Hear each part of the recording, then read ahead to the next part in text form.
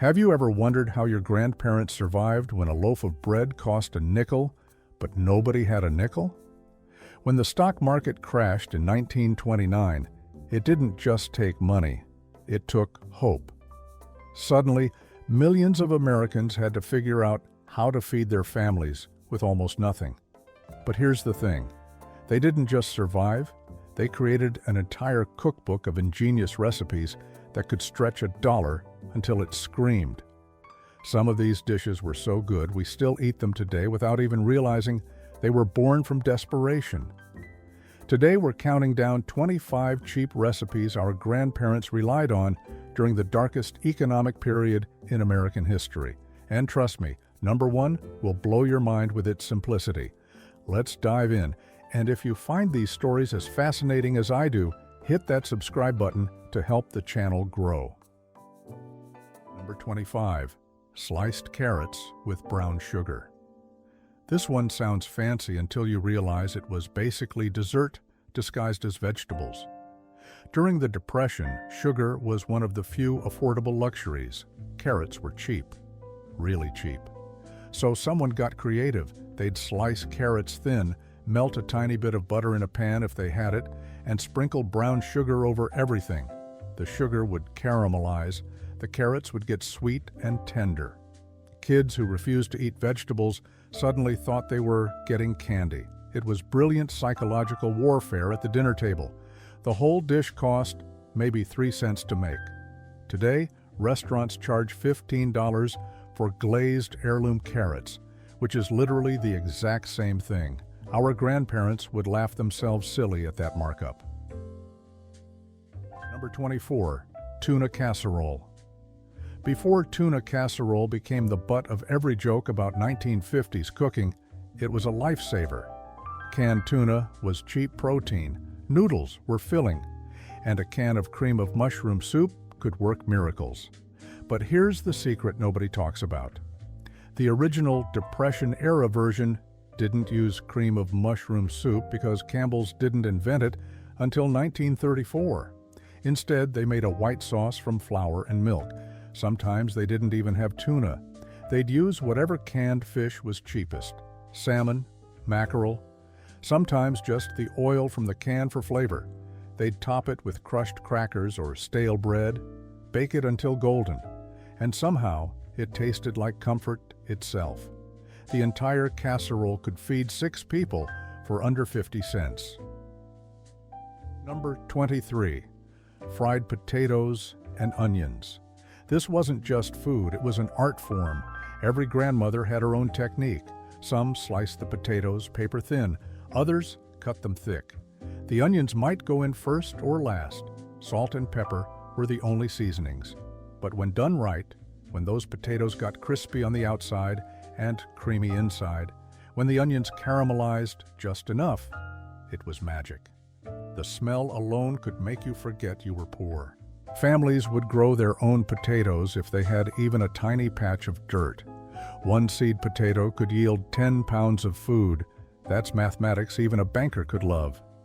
The dish cost literally pennies, but filled bellies like a feast. Number 22. Cornmeal mush. Don't let the name fool you. This stuff was survival food at its finest. Cornmeal, water, salt. That's it. Cook it slow and steady until it thickened. In the morning, you'd eat it hot with a drizzle of syrup if you were lucky. But here's where it gets interesting. Whatever was left over, you'd pour into a loaf pan. Let it set overnight. Next morning, slice it thick and fry it in whatever fat you had. Suddenly, mush became crispy, golden squares of deliciousness. Some families lived on this for weeks at a time. It cost maybe 2 cents per serving.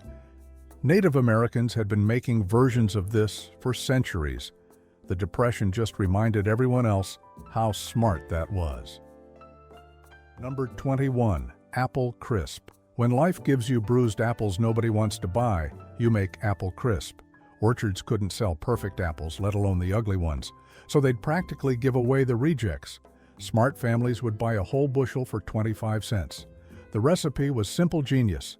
Slice the apples, don't even peel them. Mix flour, oats, and a tiny bit of sugar. Add just enough butter to make it clump. Spread it on top. Bake until bubbly. The oats made it filling. The apples provided vitamins. The sugar made it feel like a celebration, even when there was nothing to celebrate. Kids would remember these desserts their whole lives, never knowing their parents were just trying to use up apples before they rotted. Number 20. Pasta with butter and Parmesan. This sounds like something from an Italian restaurant, right? Wrong. This was desperation food that happened to taste amazing. Pasta was cheap. Butter was a luxury, but a little went far. And here's the kicker. Most families didn't have real Parmesan. They'd use whatever hard cheese was about to go bad. Sometimes just salt if cheese was too expensive. The trick was the pasta water. Don't drain it all. Save a cup. Mix it back in with the butter. It creates a sauce. Poor man's Alfredo, basically. Immigrants from Italy would make this and cry, remembering better times. Their kids would make it and smile, not knowing any better. Number 19. Rice and beans. Every culture in human history figured this combination out independently. During the Depression, it became America's unofficial national dish. Rice was cheap. Dried beans were cheaper. Together, they formed a complete protein. Science wouldn't prove that until the 1970s, but somehow, desperate mothers knew instinctively. The variety was endless. Black beans and rice, pinto beans and rice, navy beans and rice, whatever was on sale that week. Season it with anything. Onions, garlic, a ham bone if you were really lucky. Some families ate this every single day for months. Cost per serving? Maybe 4 cents. Nutritional value? Through the roof. Cultural impact? We still eat it today and call it comfort food. Number 18. Carrot and potato stew. This stew was so basic it almost wasn't a recipe. Carrots, potatoes, water, salt. That's the entire ingredient list. But something magical happened when you cooked it slow. The starches from the potatoes thickened the water into broth. The carrots added sweetness. If you had an onion, you were eating like royalty. Some families would keep a pot of this going for days, adding water and vegetables as they found them. It was like a starter culture for soup. The pot never emptied, never cooled, just evolved. Kids who grew up on this would later become successful and still crave it, unable to explain why something so simple tasted like home. Number 17. Fried rice. Before Chinese takeout was on every corner, Americans discovered fried rice out of necessity. Got leftover rice? Fry it. Found an egg? Scramble it in. Carrot peelings? Chop them fine. Onion ends? Perfect. The oil was key. Whatever oil or fat you had would work. The high heat transformed boring leftover rice into something crispy and delicious. Soy sauce was exotic and expensive, so most people used salt and pepper, maybe a little vinegar for tang. Chinese immigrants watching Americans make this would politely not mention that they'd been doing it for 3,000 years. But hey, desperate times make everyone creative. Number 16. Hobo stew. The name tells you everything. Hobos, traveling workers, would make this in camps near railroad tracks. Everybody contributed something. One guy had potatoes, another had an onion, someone found carrots. Maybe there was a can of something. Throw it all in a pot over a fire. The magic wasn't in the ingredients. It was in the sharing. Families adapted this at home. Clean out the icebox, dump everything in a pot, add water or broth, cook until tender. Every pot was different. Every pot was perfect. It might be vegetables one night, have a little meat the next. The uncertainty was part of the adventure. Kids thought it was fun, not knowing their parents were just trying to use up food before it spoiled. Number 15. Sausage and sauerkraut. This combination seems German, and it was. But during the Depression, it became purely practical. Sausage was the cheapest meat available. Sometimes it was more filler than meat, but who was checking? Sauerkraut was fermented cabbage. It lasted forever and cost almost nothing. Together, they created a meal that was salty, tangy, and filling. The fermentation in sauerkraut provided probiotics, though nobody knew that word yet. They just knew it helped with digestion when food was scarce. Serve it over potatoes if you had them, eat it alone if you didn't. The acid from the kraut made the cheap sausage taste better. The fat from the sausage made the kraut rich. Perfect symbiosis, born from poverty. Number 14. Pea. Soup split peas were so cheap, stores almost gave them away. Add water, cook forever, and you had soup. But the real secret was the ham bone. Butchers would give bones away after selling all the meat. That bone, with its little bits of meat and marrow, transformed pea soup from survival food to something special. Families would simmer it all day. The house would smell like hope. The peas would break down into creamy thickness. The bone would release its flavor slowly. By dinner, you had something that tasted like it cost dollars, not pennies. Some versions added carrots or potatoes. Fancy families might have celery. But honestly, peas and a ham bone were enough. Still are. Number 13. Chipped beef on toast. They called it SOS in the military. The S stood for something, the O for on, and the last S for shingle. I'll let you figure out the first S. But crude name aside, this was genius food. Dried beef lasted forever without refrigeration. A little went a long way. Make a white sauce from flour, milk, and the beef. Pour it over toast. Suddenly, you had a hot, filling meal that stuck to your ribs all day. The salt from the beef meant you didn't need seasoning. The protein kept you going. The bread filled you up. Total cost? Maybe 8 cents for a family of 4. Veterans came home from World War I knowing how to make it.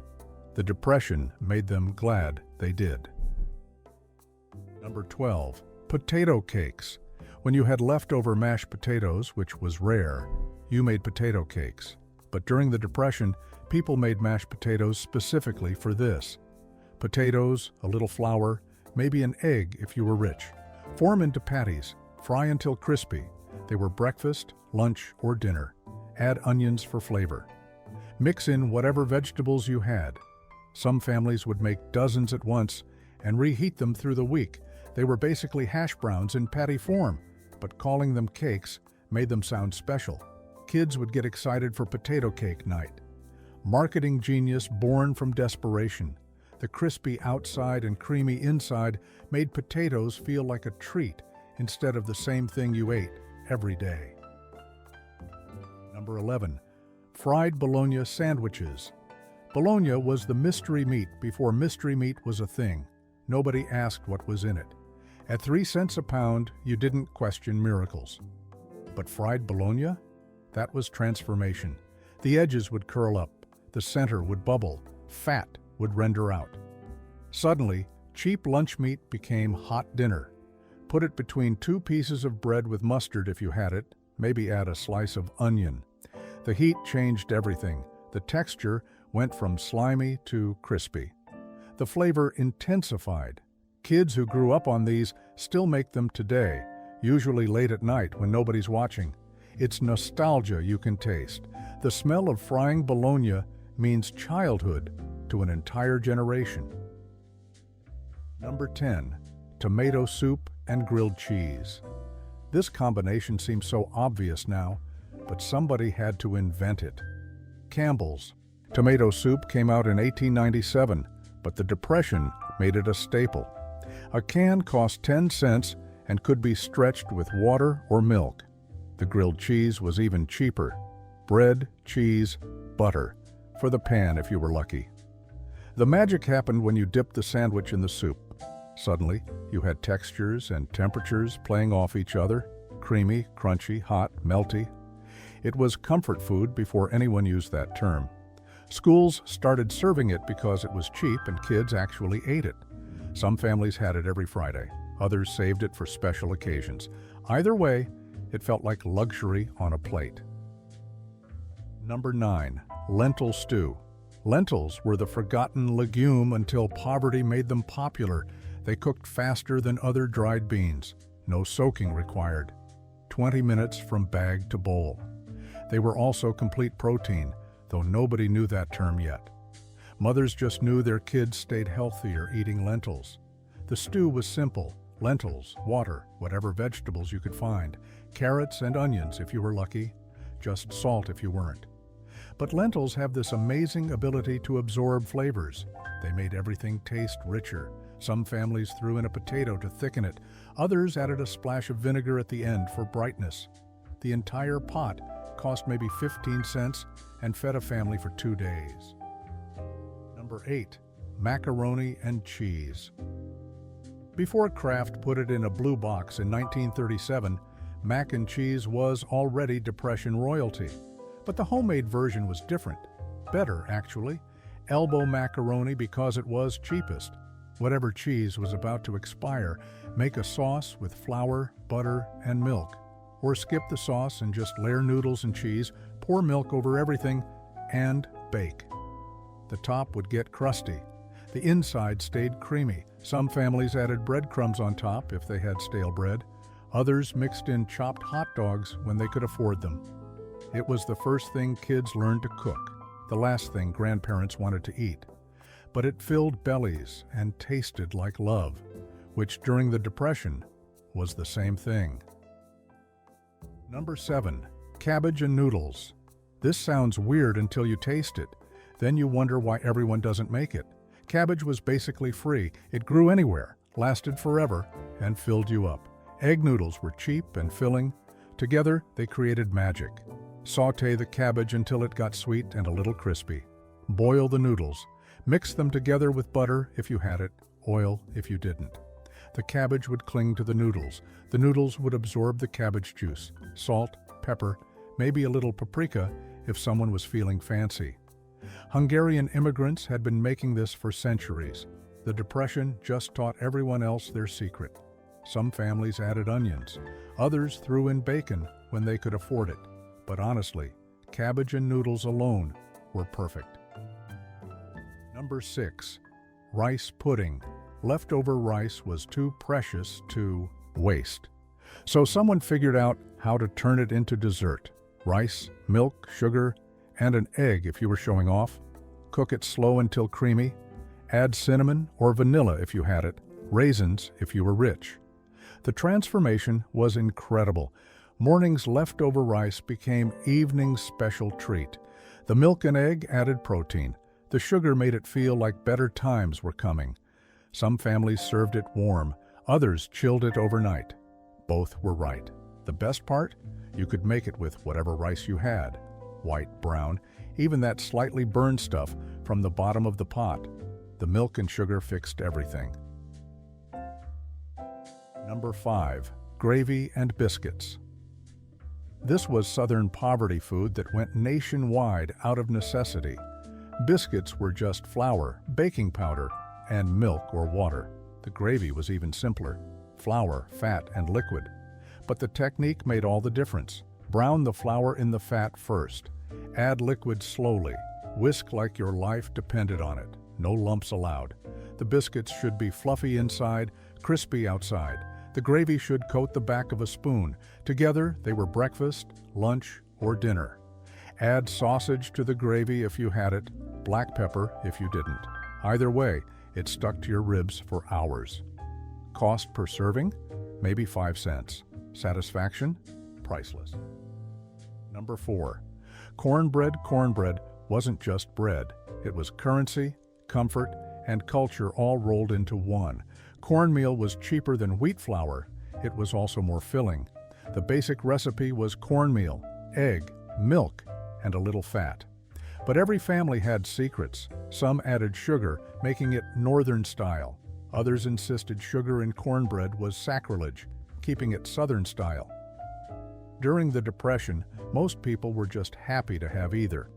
You could make it in a skillet if you had one, a baking pan if you didn't. Some families added corn kernels when they had them, others mixed in jalapenos for heat, but plain cornbread, still warm, with a pat of butter melting on top, that was wealth beyond measure. Number 3. Bean soup. Every culture has a bean soup, But the Depression created the American version. Whatever dried beans were cheapest that week, navy, pinto, kidney, black. Soak them overnight, cook them forever. Add whatever you had: onions, garlic, celery, carrots, a ham bone if you hit the lottery. The beans would break down, thickening the soup naturally. The long cooking made even the toughest vegetables tender. Some families kept a perpetual pot going, adding beans and water as needed. The flavor just got deeper and deeper. A pot of bean soup could feed a family for a week for less than 50 cents.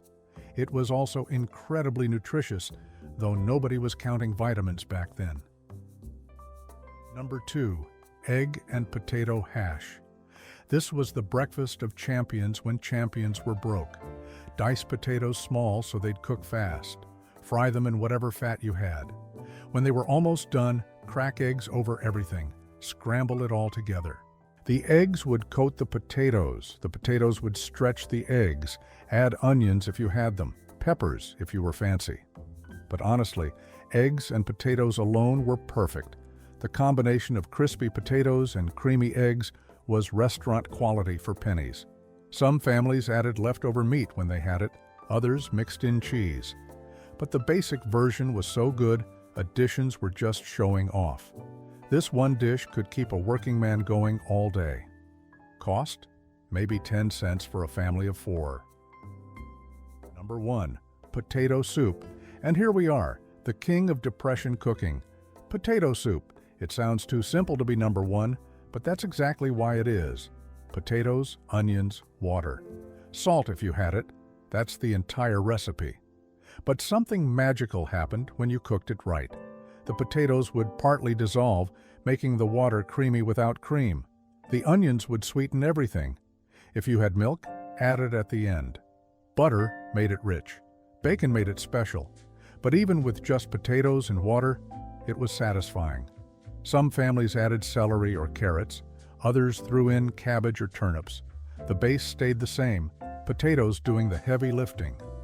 This soup saved more families than any other dish. It cost almost nothing. It filled you up. It tasted like hope. During the worst economic disaster in American history, potato soup was there, reliable, comforting. Proof that you could survive anything with potatoes and determination.